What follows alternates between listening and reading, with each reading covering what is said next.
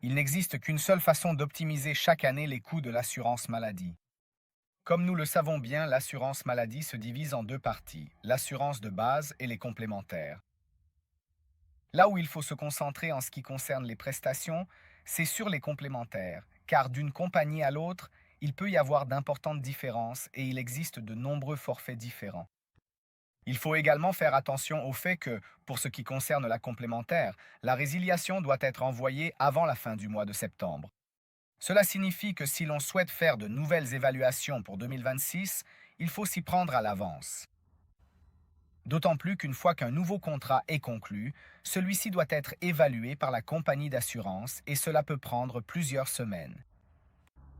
En revanche, pour réussir à optimiser les coûts de la caisse maladie chaque année, la seule stratégie possible est de changer d'assurance de base, donc de souscrire l'assurance de base séparément des complémentaires.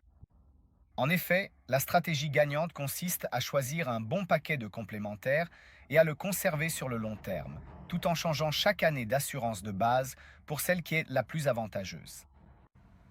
En effet, si l'on regarde l'évolution de ces dernières années, la moins chère en 2024 était KPT, tandis qu'en 2025, la moins chère est Assura.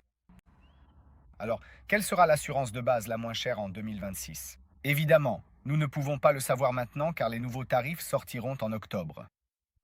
Bien sûr, dans cet exemple, je parlais du canton du Tessin. Nous travaillons avec une clientèle de toute la Suisse et je peux vous garantir que pour chaque canton, il peut y avoir des différences vraiment très importantes.